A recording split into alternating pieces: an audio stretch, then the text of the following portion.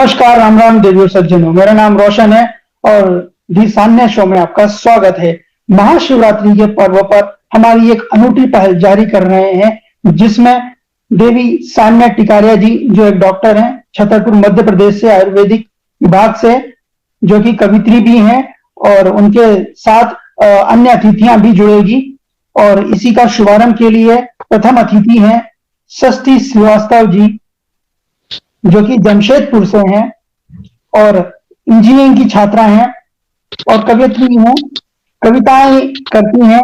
तो हम भोले बाबा का नाम लेके शुरुआत करते हैं और आगे की जो स्थिति है वो देवी सान्या जी संभालेगी। देवी जी, आपका स्वागत है। सबसे पहले आप सभी को ढेर ढेर सारी शुभकामनाएं महाशिवरात्रि की। और मैं इतना ही कहना चाहूंगी, आईना आगाज है या आवाज है? आईना आगाज है या आवाज है? प्रतिभा को जहां होता सम्मान है, प्रतिभाओं का जहां होता सम्मान है, सुर और ताल का संगम है, सुर और ताल का संगम है, रंगों का सुंदर सगागम है, रंगों का सुंदर सगागम है। संस्कृति से कराएंगे नई पहचान है, संस्कृति से कराएंगे नई पहचान है। ये नई सोच का एक आगमन है, ये नई सोच का आगमन है। आप सभी का स्वागत है दी सान्या शो में और मैं सबको पुनः ढेर सारी शुभकामनाएं देना चाहूंगी। और इसी के साथ में हमारी आज की अतिथि सृष्टि श्रीवास्तव जी को बुलाना चाहूंगी। सृष्टि श्रीवास्तव जी, आपका स्वागत है।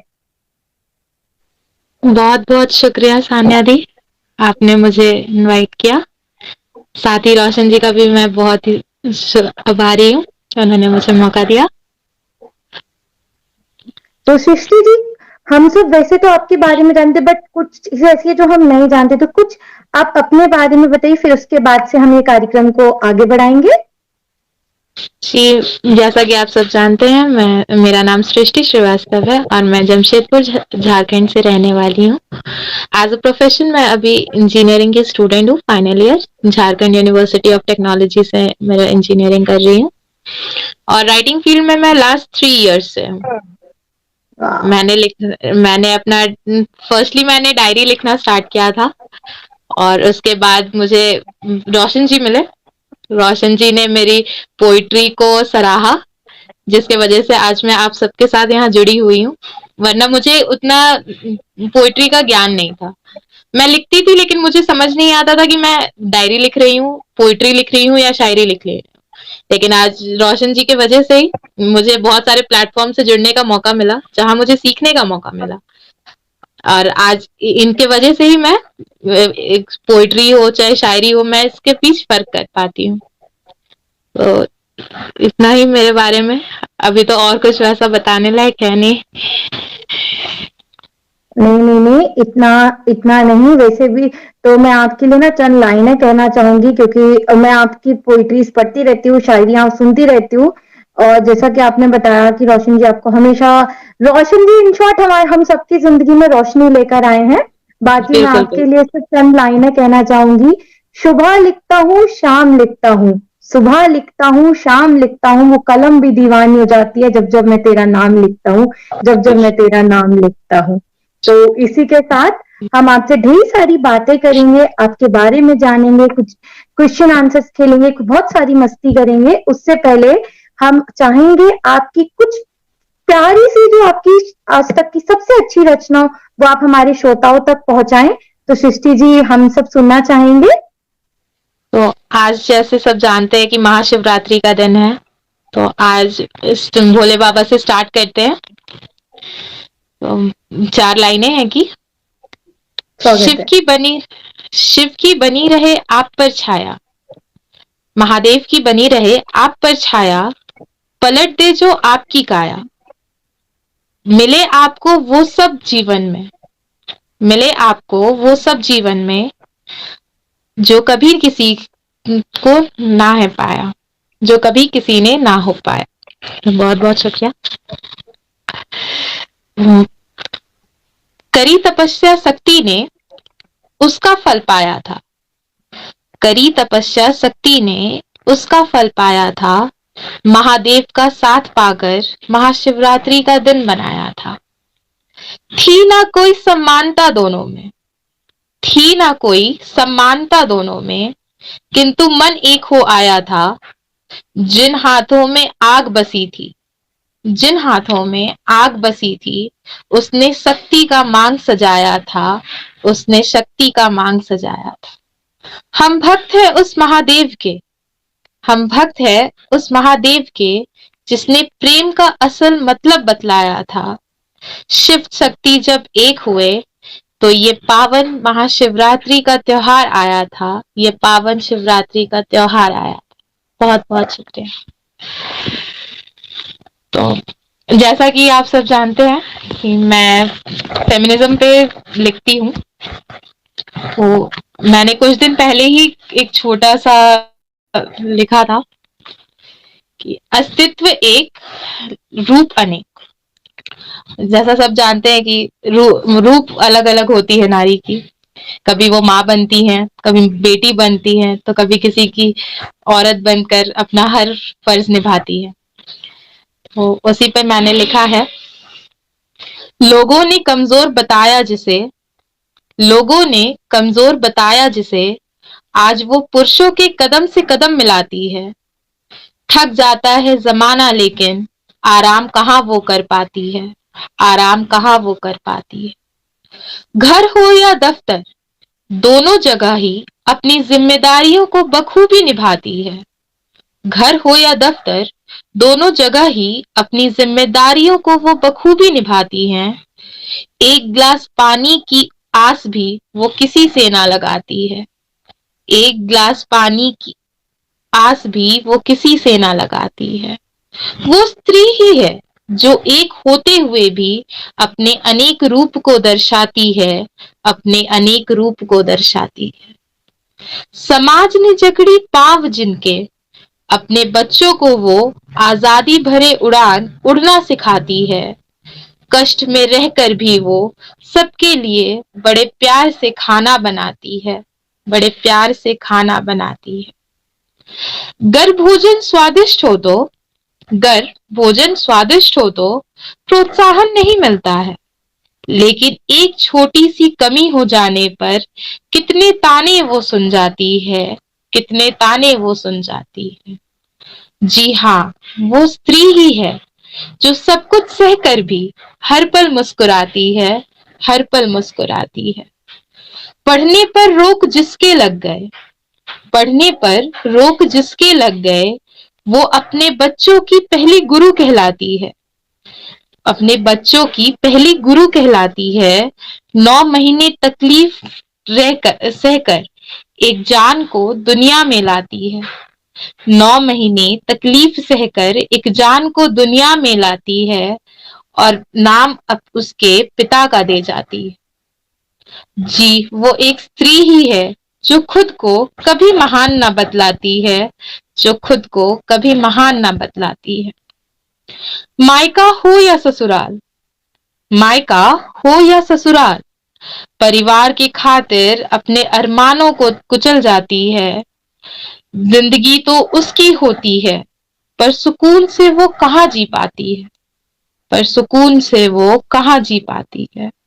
वो स्त्री ही तो है जो दूसरे के मुताबिक जी कर भी सम्मान किसी से ना पाती है, सम्मान किसी से ना पाती है। पुरुषों के बराबर उसे कहते हैं सब, पुरुषों के बराबर तो उसे कहते हैं सब, लेकिन पुरुषों सा दर्जा अब तक ना पाती है, पुरुषों सा दर्जा वो अब तक ना पाती है। इतने संघर्षों के बाद भी, इतने संघर्षों के बाद भी वो खुद को तन्हा ही पाती है, वो खुद को तन्हा ही पाती है। दो बोल प्यार के बोल दे जमाना अगर, तो इसमें क्या ही बुराई है। दो बोल प्यार के अगर बोल दे जमाना अगर, तो उसमें क्या ही बुराई है। चंद बदलाव करने की जरूरत अब मनुष्य के सोच पे आई है, मनुष्य के सोच पर आई है। वो एक स्त्री है, नारी है और औरत ही है जो सब एक होकर ही अपने अनेक रूप को दर्शाती है, अपने अनेक रूप को दर्शाती है। बहुत बहुत शुक्रिया।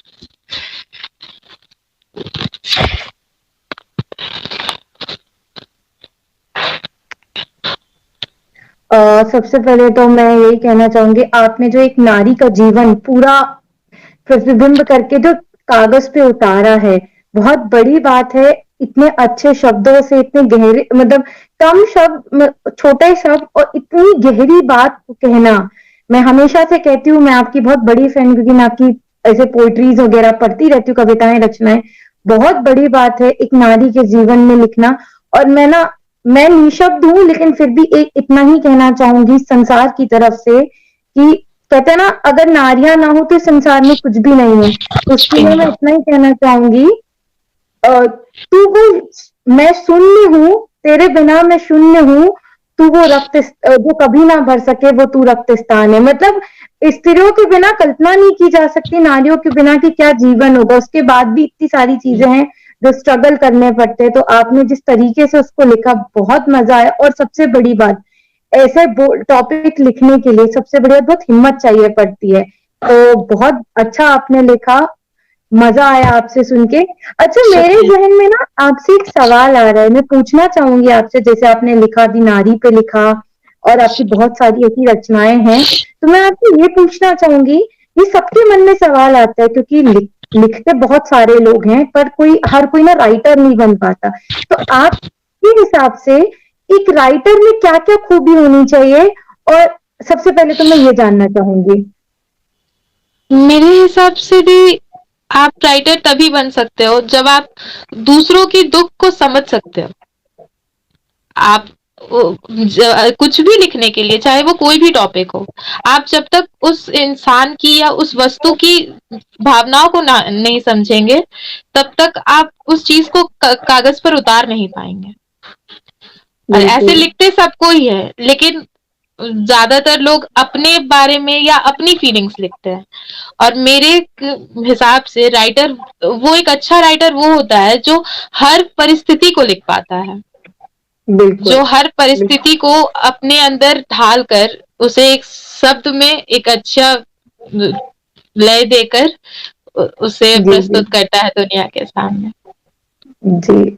अच्छा, अभी हम लेखकों की बात कर रहे थे, तो आप, मैं जानना चाहूंगी, आपके फेवरेट मतलब लेखक या लेखिका कौन है? मैं ज्यादातर तो बायोग्राफीज पढ़ती हूँ दी, और अब तक मैंने जो बायोग्राफीज पढ़ा है, तो उसमें मुझे सबसे ज्यादा रविंद्रनाथ टैगोर जी की बायोग्राफी पसंद आई।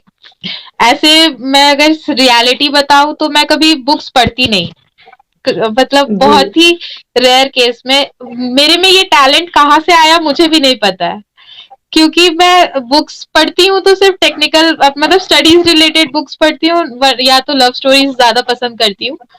लेकिन जी जी आज जी मेरी रचनाएं दुनिया पढ़ रही हैं, और मुझसे हर एक प्लेटफॉर्म पे पूछा जाता है कि आप किससे प्रेरित है। तो जी, मुझे खुद आपकी समझ नहीं प्रेरणा। आता। जी। और मुझे खुद समझ नहीं आता है कि मैं क्या ही बोलूं, क्योंकि मैंने कभी सोचा ही नहीं था कि मैं ऐसा लिखूंगी कि दुनिया मुझे सुनेगी। लेकिन जी फिर मैंने धीरे धीरे पढ़ना स्टार्ट किया, तो अभी तक में मुझे रविंद्रनाथ जी की मतलब बायोग्राफी पसंद आई है, और उनसे मैं कुछ जी, कुछ सीख लेती हूँ। बिल्कुल। जैसा आपने बोला कि मैं भी पूछने वाली थी, क्योंकि हर लेखक के पीछे एक प्रेरणा होती है। मैं भी आपसे पूछने वाली थी इसके बाद कि आपकी प्रेरणा कौन है। तो कोई बात नहीं। अच्छा, अब ना मैं आपके बारे में थोड़ा सा ना माहौल थोड़ा सा लाइट करते हैं। मैं कुछ आपके बारे में जानना चाहेंगे। तो आपसे छोटे छोटे से क्वेश्चन आंसर किए जाएंगे, जिसको कहते हैं मेरी लैंग्वेज में, जिसका नाम मैंने दिया है, तो तड़का विद सान्या। ठीक है, तो आपको क्या ठीक। करना है, आपको क्या करना है, मैं आपको दो क्वेश्चन दूंगी। आपको दिस और दैट में से चूज करना है। ठीक है, या तो ये या तो वो। और जल्दी जल्दी, ताकि हम आपके ना सीक्रेट्स बाहर निकाल पाए। ठीक है। ओके। ओके। ओके, सोच समझ के जी। आंसर दिया तो आप out. Okay, so let's start. आपका पहला क्वेश्चन है, रीडिंग और राइटिंग? राइटिंग। ओ, इतना टाइम ले रहे हैं आप, सोच रहे हैं। Okay okay, next question is pen और pencil? Pencil. Okay, your next question will be letter or email? Email. Okay, poetry or singing? Poetry. Okay, dog और cat? I am Cat. Sorry for asking. Okay, Facebook और Twitter? Twitter. Okay, Sanya और Roshan? Now this is a basic question. Sorry sorry, थोड़ा सा fun fact डालने के लिए ये जरूरी था। I am so sorry for that. Okay, so मैं अब आपसे ना आपने बस अच्छे से आंसर दिया, हम वापस आएंगे। अच्छा, आप सबसे ज्यादा अपनी लव शायरीज के लिए जानी जाती, जितना मैं अभी तक आपको जान पाई हूँ। जी तो जी। ऐसे आपकी मतलब प्रेरणा पे तो नहीं पूछूंगी, एकदम किसी, जैसा आपने बोला किसी चीज को महसूस करना पड़ता है उसके बाद लिखा जाता है, तो जी आपका क्या मानना है? क्योंकि आज के टाइम पे ऐसे क्या है, प्रेम पे तो लिखते सब है, और प्रेम पे लिखने के लोगों का उद्देश्य क्या होता है कि आपने प्रेम किया और उसको फिर ना, जब आपका प्रेम पूर्ण नहीं हो पाया, उसके बारे में लिख के दुनिया तक अपने अमल किया। तो जी। आपका आप जब लिखते हैं, आप क्या सोचकर लिखते हैं? और कुछ शायरियां अगर आपके हम सुन सकें तो प्लीज। मैंने स्टार्ट किया था लव पर ही लिखना। लोगों को ओके, डाउट भी होता है कि सृष्टि ने हाँ, शायद आई अट्रैक्ट वाज हुई अबाउट टू किसी को। आस्क। जी, मैं बट पूछने ऐसा वाली कुछ थी नहीं था। कौन है वो जनाब, मैं पूछने वाली थी नहीं आपसे कौन है वो जनाब। नहीं, बट अभी तक तो ऐसा नहीं है। लोग मेरी शायरी पढ़ते हैं तो उन्हें लगता है कि सृष्टि को प्यार प्यार हुआ था, इसलिए सृष्टि लव शायरी से शुरू होती है। बट मैं दीदी दुनिया को जब देखती हूँ, को मतलब किसी का एक तरफा प्यार रहता है या किसी का किसी भी रीजन से प्यार पूरा नहीं हो पाता है, तो वो जिस डिप्रेशन से गुजर रहे होते हैं, मैं उसे अपने अंदर महसूस करती हूँ। और मैं बट हमेशा अपनी मैं, राइटिंग में जी, मैंने हमेशा हमेशा अपने राइटिंग में उन्हें मोटिवेट करने का कोशिश किया है कि जरूरी नहीं है कि ठीक है वो इंसान आपको नहीं मिल पाया तो इसका मतलब ये नहीं कि आपके लिए कोई और बना ना हो। आप पढ़ेंगे मेरी पोइट्री में तो आपको जरूर समझ में आएगा कि मैं एक छोटा टिप जरूर देती हूँ कि इंसान को कैसे मोटिवेट होना है अगर आप किसी भी लव डिप्रेशन से जा रहे हो तो मैं बस उन लोगों को देखकर ही लव शायरीज और पोइट्रीज लिखना शुरू की थी। और जी, अभी हाल ही में मैंने जब मैं आफ्टर 2 इयर्स मैंने कॉलेज में आई तो मैंने देखा कि बस बहुत लोग जो पहले सिंगल थे सब बोल रहे हैं मैं अब कमिटेड हूँ। तो मैं वो जिस खुश उनकी फीलिंग जो थी, जो हैप्पीनेस उन्होंने दिखाया था, तो मैं उस पर कुछ ही दिन पहले छोटी सी लाइनें लिखी थी, मैं आप सबको सुनाना चाहूंगी। जी, स्वागत है। जी शुक्रिया। मेरी कामयाबी का मंजर सिर्फ इतना सा हो गया है कि मेरी कामयाबी का मंजर सिर्फ इतना सा हो गया है कि आपकी खुशियों से ही मेरा हर सवेरा हो गया है। लगता है खुद के लिए जीने में वो बात ही नहीं थी। अब देखकर सबको लगता है कि खुद के लिए जीने में वो बात ही नहीं थी, पर अब आंखों में नए सपनों का बसेरा हो गया है। सब कुछ तो है मेरे पास, ईश्वर का दिया हुआ सब कुछ है मेरे पास, परिवार के लोग भी हैं आसपास, फिर भी आपसे दूर होने का गम का अंधेरा हो गया है। ख्यालों में भी अब सिर्फ आपका ही पहरा हो गया है। पता ही नहीं चला कि कैसे कोई शख्स मेरे लिए इतना जरूरी हो गया है कि उसकी खुशियों से ही मेरा हर सवेरा हो गया है। मेरा हर सवेरा हो गया। क्या बात, बहुत बहुत शुक्रिया। क्या बात। मैं तो बस इश्क में इतना ही कहना चाहूंगी, जैसे आज ना महाशिवरात्रि है, शिव जी और पार्वती जी का ये दिन है, तो मैं तो जी बस इश्क में इतना ही कहना चाहती हूँ, हमारा इश्क शिव पार्वती सा हो, जहाँ इजहार इंतजार भी हो तो इजहार भी हो। हम तो इसी को मानते भाई, इंतजार भी कराओगी तो इजहार भी करना पड़ेगा आपको भाई। जी जी तो सबके लिए प्रेम अपना अपना परिभाषा सबके लिए जी जी अलग अलग है प्रेम की। किसी के लिए जी प्रेम राधा कृष्ण है, तो किसी के लिए कुछ है, तो प्रेम की परिभाषा विविध है, पर प्रेम का जी अर्थ वास्तव में ही मतलब जिस जो संपूर्ण कर दे आपको वही प्रेम है। तो ये चीज जरूर है। इसके बारे में ना मैं रोशन जी से भी पूछना चाहूंगी कि क्योंकि वो भी बहुत लिखते हैं इन सारी चीजों पे, तो मैं आवाज देना चाहूंगी रोशन जी को भी। नमस्कार, राम राम देवी और सज्जनों, मेरा नाम रोशन है और मेरा निवेदन है स्क्रीन ऑफ ना करें। तो मैंने जो लिखना सीखा है वो गीता पढ़ने के बाद लिखना सीखा है और मैं गीता से ये समझ पाया हूं कि निस्वार्थ सेवा से जो भी आप काम करोगे उसमें आप सफलता भी पाओगे और आप प्रेम भी करोगे, मगर वो प्रेम आपको जीवन भर याद रखेगा। उसमें आपको पाना ये आपके लक्ष्य में नहीं रहेगा कि किसी व्यक्ति को आप पसंद करते हो तो उसे पाओगे ना, ये मन में भावना रहेगी और व्यक्ति मिल भी जाए तो भी आपको उस पर गुरूर नहीं होगा कि मुझे ये XYZ पर्सन मिल गया। होता है किसी के जीवन में कोई स्पेशल पर्सन होता है जिसपे वो गुरूर भी करता है और एक समय बाद वो दुख भी जताता है लॉस का। तो मैंने गीता से सीखा है और सबको मैं बोलता हूँ कि निस्वार्थ भाव से हर काम को करें, चाहे वो पढ़ाई हो, जीवन हो, प्रेम हो। तो लेखक के विषय में भी आपने बहुत अच्छा कहा, तो मुझे मेरी कविता याद आ गई थी, सुनिएगा। जी हम लेखक हम लिखते हैं कागज पर कलम घिसते हैं, इसलिए हम लिखते हैं अपनी बातें भूल ना जाए, यादें कहीं धूल ना हो जाए। हम लेखक हम लिखते हैं कागज पर कलम घिसते हैं, हम इसलिए लिखते हैं जो लोग नहीं लिखना चाहते हैं, हम इसलिए लिखते हैं जो लोग धूल मानते हैं। हम लेखक हम लिखते हैं कागज पर कलम घिसते हैं, हम लेखक हैं लिखते रहेंगे, सदा लिखते रहेंगे, वो बातें लिखते रहेंगे जो कोई ना लिखता चाहता है। हम लेखक हम लिखते हैं कागज पर कलम घिसते हैं और सदा घिसते रहेंगे।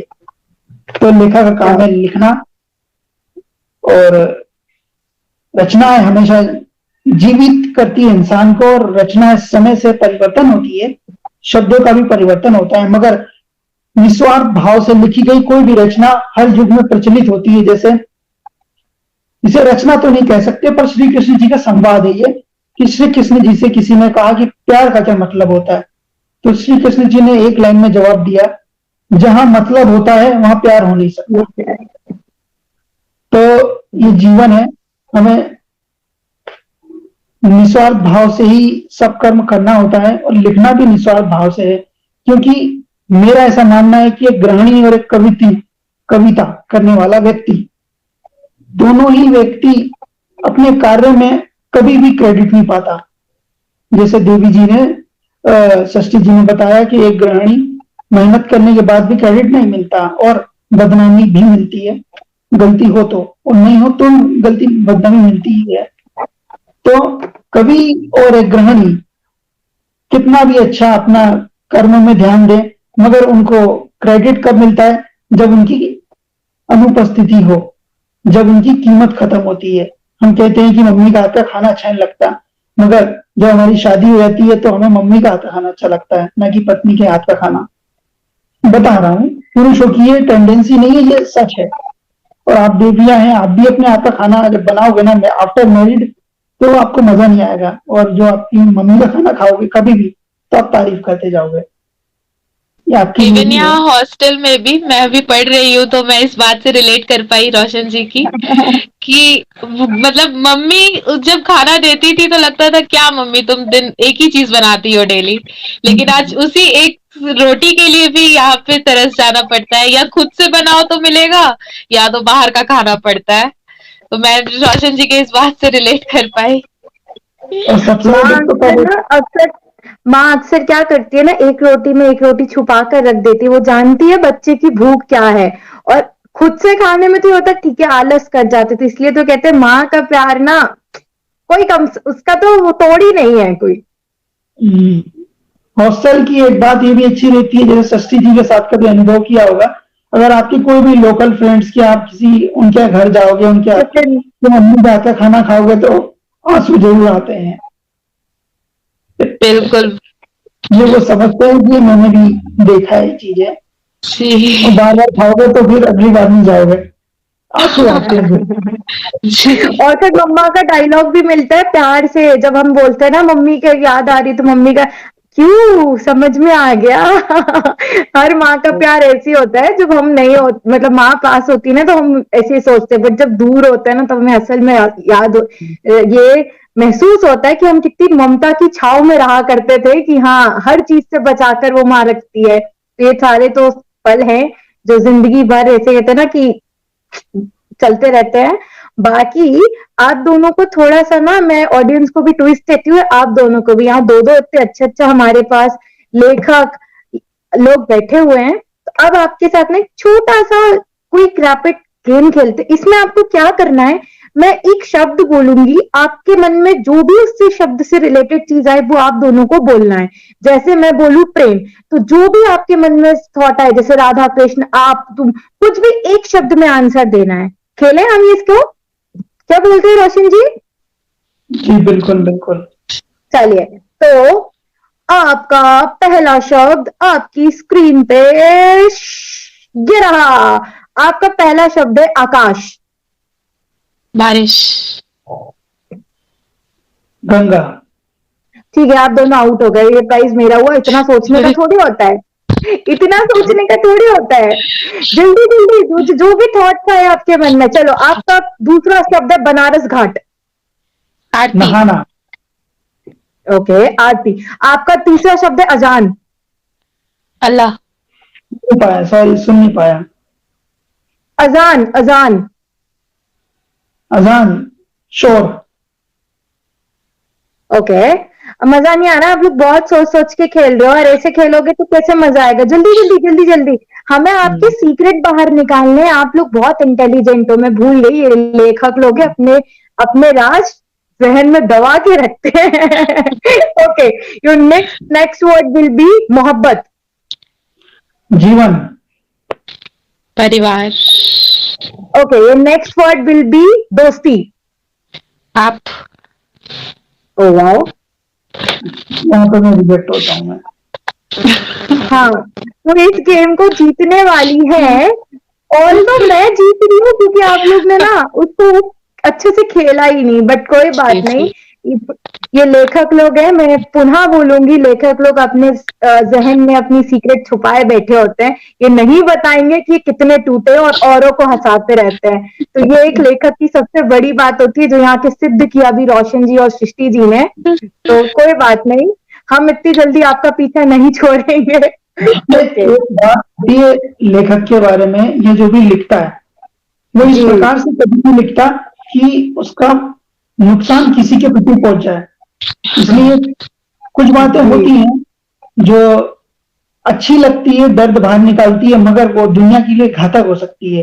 जैसे अल्फ्रेड नोबल ने परमाणु बम का आविष्कार किया था, डायनामाइट का आविष्कार किया था, ये सोचकर कि खदानों में काम आएगा, मगर इससे आतंक फैलाया जाने लग गया। तो इसलिए उसे अपनी जो रचना थी, रिसर्च थी, उस पर दुख होता है। जैसे कभी कुछ रचनाएं सुनने में अच्छी लगती है, मगर वो दुख भी जताती है, इसलिए कभी कभार वो साइलेंट रखनी पड़ती है। बिल्कुल बिल्कुल सहमत हूँ मैं इस बात। अरे वही तो मैं कह रही हूँ ना, अपनी चीजें साइलेंट होके रखते हैं, फिर भी उस चीज को इतने अच्छे से महसूस करके लिख देते हैं। हर किसी के बस की बात थोड़ी है कि उस चीज को बिना जिए महसूस करके लिख देना, तो बहुत बड़ी बात है। अच्छा, अभी ना इश्क मोहब्बत की बातें हो रही थी, तो हमारे साथ हमने पुनः पहले बताया था कि इश्क मोहब्बत की फेमस शायरा बैठी हुई है, और इवन शायर भी बैठे हैं। तो हम ना इनसे एक एक शेर इनके फेमस फेमस सुनेंगे, उसके बाद देवी जी एक क्वेश्चन कर दिया मुझे, आप साधु कवि से बोल सकते हैं कि मैं कवि भी नहीं हूँ, मैं साधु कवि हूँ। मेरी बात आपको मोक्ष दिला मुझे सकती है। हमेशा हमेशा रोशन जी, मैं जब भी अपनी रचनाएं रोशन जी को भेजती हूँ, मुझे रोशन जी हमेशा बोलते हैं कि आप थोड़े धार्मिक तरीके से लिखे, प्यार मोहब्बत तो सब लिख लेते हैं, आपको थोड़ा और ज्ञान होगा। इसलिए मैं दीदी की बात से यहाँ थोड़ा सा डिसएग्री करूंगी, क्योंकि रोशन जी हमेशा मुझे बोलते हैं। मैं भैया को छेड़ रही थी, वो तो मुझे भी पता है, ये मुझे भी बोला जाता है, और मैं हमेशा कहती हूँ, मैं मेरे साइड से मैं हमेशा बोलती हूँ, मैं भैया को भी बोलती हूँ, मुझे गवारा नहीं उस इश्क की सरेआम बदनामी करना। इश्क किया था, रहा नहीं रहा वो बात अलग है, पर मुझे गवारा नहीं। तो हम तो लिखते ही नहीं है इश्क मोहब्बत पे, तो मैं तो भैया के मजे ले रही थी। अच्छा, अभी प्यार मोहब्बत की बातें बहुत सारी हो रही थी, ऐसा हमने सुना, और तो मैं तो बस पता है एक शायरी बस इतनी बोलना चाहूंगी, वो मुझसे इश्क कुछ यूं करता है, वो इश्क मुझसे कुछ यूं करता है, खिसक जाए मेरा दुपट्टा, बदन से तो वो कोट से ढक दिया करता है, कोट से ढक दिया करता है। तो मुझे तो इस मोहब्बत की तलाश है, बाकी तो सब मोह माया है। ओके शशि जी, हम आपसे सुनना चाहेंगे, आपकी आप लव शायरीज के लिए बहुत जानी जाती हैं, तो एक शायरी हम आपके से सुनना चाहेंगे। फिलहाल तो मैं जैसे हॉस्टल में हूँ, तो अपनी शायरी वाली डायरी ला नहीं पाई कारणवश, तो मैं आपको एक पोइट्री सुनाती हूँ। तो मैंने ये तब लिखा था जब मैंने कुछ कुछ होता है मैं सुना था कि प्यार दोस्ती है। तो मैंने उससे इंस्पायर मैं हुई थी, तो मैंने उस पर लिखा था। अब तक तुम्हारे किस्से को पन्नों में सजाया नहीं है, तुम्हारी यादों को अल्फाजों में दर्शाया नहीं है, लेकिन आज ये दिल तुम्हारा जिक्र करना चाहता है, लेकिन आज ये दिल तुम्हारा जिक्र करना चाहता है। तुम्हारे लिए जो जज्बात है इस दिल में, जमाने के सामने लाना चाहता है, जमाने के सामने लाना चाहता है। क्या बात है। तो बात कुछ यूं थी, लड़कपन का मंजर था जब तुम्हारा दीदार हुआ था, जहन में पहली दफा कुछ हलचल का आभास हुआ था, जाना ना था कि तुम इतने करीब आ जाओगे, हमारे घराने का हिस्सा बन जाओगे। क्या बात तुम है। कितना मुझसे घबराते थे, तुम कितना ही मुझसे घबराते थे, अपनी नजरें भी मुझ तलक ना लाते थे। वो तो मैं थी जो तुमसे नैना लड़ाती थी, अनजाने में ही शरारत तुम्हारे साथ कर जाती थी।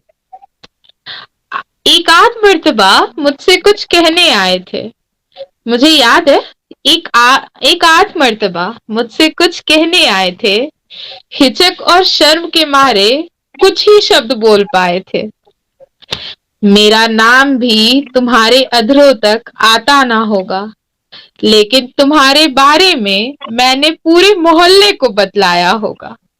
क्या बात ना, है। नादानी के पटरी पर चलते थे तब, नादानी के पटरी पर चलते थे तब, अकल का ठिकाना ना था, लेकिन दिल की सहमति से हर एक पल को फिल्माना भी था। खैर, अब वो वक्त लौट कर ना आएगा, लेकिन उन लम्हों को भूल पाना आसान भी ना हो पाएगा, जिससे कभी बोलने से सकुचाती थी, जिससे कभी बोलने से सकुचाती थी, मन ही मन कितने सवाल उससे कर जाती थी, आज उस पर हुक्म चलाया करती हूँ। बिना उसकी सहमति से उसके लिए कितने ही काम कर लूं, वो जनाब भी कुछ कम नहीं है, वो जनाब भी कुछ कम नहीं है, मेरी निगाहों को परखते हैं, मेरे बिना कुछ कहे ही मेरी सारी कहानी वो पढ़ लेते हैं। अफसोस सिर्फ इसका है कि अपने भावों को कभी जताया नहीं करते, मुझसे मेरी ही बातें छुपाया करते हैं। हमारा बंधन अब अटूट सा लगता है, इतने साल बाद अब हमारा बंधन अटूट सा लगता है, जहां लफ्जों को पनाह ही ना मिलता है। तुम्हारा मुझे मेरी सूरत से जान जाना मुझे बड़ा अच्छा लगता है, और हमारा ये जो रिश्ता है बेहद पाक और सच्चा है और सच्चा लगता है। शुक्रिया। मुझे तो सबसे प्यारी लगी कि वो आंखों वाली बात और सूरत से पहचान जाना, मतलब जिन्होंने भी इश्क मोहब्बत किया होगा ना बचपन में, कहते हैं ना नादानी वाला स्कूल वाला जो क्रश वाला वो यादें जरूर ताजा हो गई होंगी। तो बहुत ही उम्दा कविता। और मैं तो प्रेम में फिर से एक ही चीज कहना चाहूंगी, इससे तो नहीं बोलूंगी, आज शिवरात्रि है तो मैंने अभी अभी आपकी कविता सुन के ना एक चीज लिखी, क्योंकि हम बात कर रहे थे पूर्ण संपूर्ण की, है ना। तो शिव सती से ही पूर्ण है, शिव सती से ही पूर्ण है, वो सती का सिंदूर है, सती का सिंदूर है। तो बस मैं इतना ही, मेरे को याद आया तो मैं इतना ही भी बनाया, तो मैंने आपको सुनाया। अच्छा सृष्टि जी, उसके बाद हम आपसे एक चीज और जानना चाहेंगे, उसी के साथ मैं रोशन जी को भी आवाज देना चाहूंगी। आपने बहुत सारी एंथोलॉजीज में काम किया, सब कुछ किया, तो आपका ये सफर कैसा रहा? कौन था जिसने आपको इतना, मतलब एक होता ना सबकी प्रेरणा लाने वाला, या कैसा आपका ये सफर रहा? जी। चंद शब्दों में हम आपसे जानना चाहेंगे आपका ये सफर। मैंने राइटिंग के प्लेटफॉर्म पे जब अपना पहला कदम रखा था, मैंने इंस्टाग्राम पे अपनी पहली पेज बनाई थी, बुक ऑफ पियोनीज के नाम से। तो उस पे मैं हमेशा लिखते रहती थी, तो पोस्ट करती थी। बहुत सारे लोग अपनी एडवाइस देते थे कि तुम्हें ऐसा लिखना चाहिए, ऐसा नहीं। बहुत लोगों को मेरी राइटिंग्स पसंद भी आती थी, तो वो मुझे और शेयर करते थे मेरी राइटिंग्स को। तो इसी दौरान मुझे विधि मैम मिली। मुझे एंथोलॉजीज के बारे में कुछ भी आइडिया नहीं था, सीरियसली। मुझे पता था बुक्स लिखे जाते हैं, लेकिन कैसे उसका प्रोसीजर है मुझे कुछ भी नहीं पता था। तो मुझे विधि मैम मिली, वो दिल की बोली राइटिंग ग्रुप की एडमिन है। तो मैं उससे, मतलब मैंने दीदी पर फर्स्ट टाइम ट्रस्ट किया था, किसी स्ट्रेंजर पर। क्योंकि मैं जल्दी मतलब किसी पे उतना बिलीव नहीं करती हूँ। तो उन्होंने मुझे बोला कि ये एंथोलॉजी है, इसमें आपसे, दिल की बोली मेरी फर्स्ट एंथोलॉजी रही जिसमें मैं as a featured writer publish हुई। तो मैं, उन्होंने मुझसे कहा ये एंथोलॉजी है, तो मुझे तो एंथोलॉजी का भी मतलब नहीं समझ आता था। तो मुझे बस ये लगा कि मेरी फोटो होगी और मेरी राइटअप होगी। मुझे बस इतना समझ में आया एंथोलॉजी से। तो फिर मैंने दीदी पर ट्रस्ट किया, मैंने बोला ओके करते हैं। तो जब ये बुक पब्लिश हुई, उसके बाद मुझे दिल की बोली से ही रोशन जी मिले। उन्होंने मुझे एक और एंथोलॉजी में काम करने का मौका दिया। तो ऐसे लिखते लिखते, और जब मेरा पहला सर्टिफिकेट आया था एज अ फीचर्ड राइटर का, मैं कितनी ज्यादा खुश थी। मैं मतलब अपने शब्दों में भी बयान नहीं कर सकती उस चीज को, कि लोग मुझे सिर्फ मेरी पढ़ाई की वजह से जानते थे, मेरे परिवार में भी, कि अच्छा पढ़ता कौन है, तो बस सृष्टि पढ़ती है। बट एक सर्टिफिकेट ने मुझे अच्छा पढ़ने से एक अच्छा कलाकार बना दिया। मैंने अपने द्वारा मैंने बहुतों की आवाज को दुनिया के सामने लाया है मैंने। तो ऐसा है, लिखते लिखते मेरा फिर मैं आपसे मिली पॉडकास्ट के जरिए। मुझे पॉडकास्ट का भी मतलब नहीं पता था, लेकिन मैंने उस समय भी आप पर विश्वास किया कि नहीं, अगर सान्या दी इसमें है तो ये कुछ खराब नहीं हो सकता। और फिर मेरी फर्स्ट पॉडकास्ट सेशन भी आपके थ्रू ही हुई थी। और फिर जी ऐसा करते करते मुझे लगा कि अगर सब कोई कंपाइल कर सकते हैं तो मैं भी कर सकती हूँ। तो मेरा ये कंपाइल का सेशन थोड़ा ऑकवर्ड रहा, क्योंकि मुझे उतना पब्लिकेशन के बारे में पता नहीं था, और मैं अकेली थी, मुझे किसी का साथ भी नहीं मिला। लेकिन फाइनली जब मेरा मैन्युस्क्रिप्ट वगैरह का थोड़ा बहुत नॉलेज आया मुझे, तो मैंने अपना फर्स्ट हिंदी एडिशन बुक जीवन धारा कंपाइल किया। मेरे को ऑथर्स ने मुझे बहुत ज्यादा सपोर्ट किया, जिसकी वजह से आज मैं अपने आप को एक मतलब सक्सेसफुल कंपाइलर भी कह सकती हूँ राइटिंग फील्ड में, कि हाँ मैंने कंपाइल किया है। तो मेरा सृष्टि जी की राइटिंग, बातें जी, सृष्टि जी की बातें सुन के हम इतना ही कह सकते हैं, सृष्टि जी की ride full of roller coaster ride रही है। और उनको बहुत सारे लोग ऐसे मिलते गए हैं जिन्होंने उनका समर्थन किया और यहाँ तक जी पहुंचाया है। तो सृष्टि बिल्कुल। जी, आपको ढेर ढेर सारी शुभकामनाएं, आपके आगे उज्जवल भविष्य के लिए भी। आप ऐसे ही लिखते रहें और ऐसे ही अपने अपना और अपने परिवार का नाम रोशन करते रहे। इसी के साथ रोशन शब्द से मैं रोशन जी को आवाज देना चाहूंगी। रोशन जी। नमस्कार। आपने नाम लिया, हम हाजिर हो गए। जी तो मैं इतना कहना चाहूंगा कि लिखना जो है ना, हर कोई कर सकता है, मगर निस्वार्थ भाव से लिखना और जी प्रगति से लिखना ये हर कोई नहीं कर सकता। जैसे बोलने के लिए हर कोई व्यक्ति हर कुछ बोल सकता है, मगर हर व्यक्ति अच्छे शब्द नहीं इस्तेमाल करता है ना। तो लिखने की कला जिनके पास है, उनसे मेरा सिर्फ इतना ही निवेदन है, वो अच्छी कला में लिखें और अपने साथी मित्रों को अच्छी विधा में लिखने के लिए प्रेरित करें। और कभी केवल दिखावटी लिखने का कभी भी प्रेरित ना करें।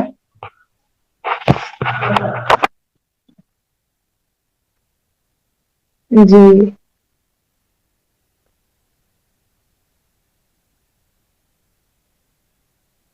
आई थिंक कुछ नेटवर्क दिक्कत हो गई है, कोई बात नहीं।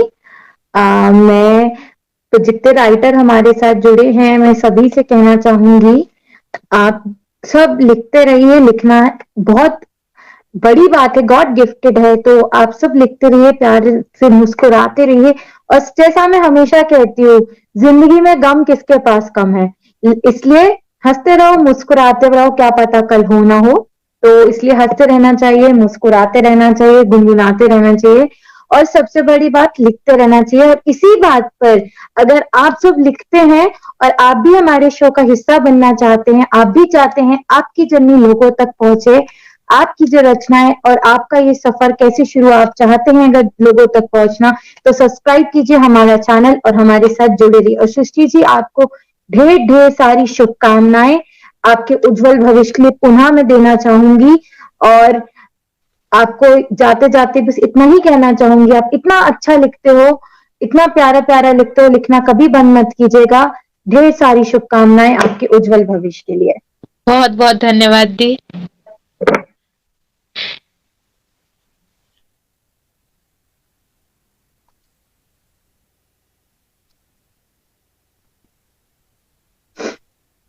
रोशन जी। हाँ जी, नमस्कार। जी। माफ कीजिए, नेटवर्क थोड़ा सा डाउन हो गया था। कोई बात नहीं, कोई तो बात नहीं।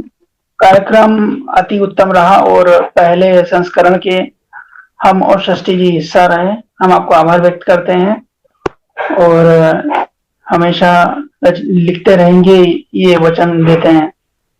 जी। और मैं सबसे आग्रह करना चाहूंगी, जो भी लिखता है लिखते रहिए, हंसते रहिए, मुस्कुराते रहिए और हमारे साथ जुड़े रहिए। तो आपको क्या करना है, जल्दी जल्दी से जाके हमारा चैनल सब्सक्राइब कीजिए। और अगर आप भी एक लेखक है, आप भी चाहते हैं दूसरों की प्रेरणा बनना, तो आप हमसे जुड़ सकते हैं। इसी के साथ ढेर सारी शुभकामनाएं आप सभी को। और सृष्टि जी, आपका ढेर ढेर सारा आभार कि आपने अपना कीमती समय निकाला और हमारे शो पर आए। पुनः आपको ढेर सारी शुभकामनाएं। अब मैं भी सान्या दी को, रोशन जी को बहुत बड़ा वाला थैंक यू बोलना चाहूंगी, जिन्होंने मुझे अपने फर्स्ट टेलीकास्ट पे एज अ गेस्ट बुलाया। एक्चुअली मुझे पता है कि मैं ये डिजर्व नहीं करती, बिकॉज रोशन जी, सान्या दी मुझसे भी बहुत अच्छे राइटर है, बट ये उनका प्यार है जो मुझे यहाँ तक लेकर आया है। सान्या दी और रोशन जी जिस तरह हमेशा मेरा साथ देते हैं, उन्होंने एक छोटा सा कदम और बढ़ाया है जिससे दुनिया मुझे जाने, तो इसके वजह से मैं इन दोनों का पुनः बहुत बड़ा आभार व्यक्त करती हूँ।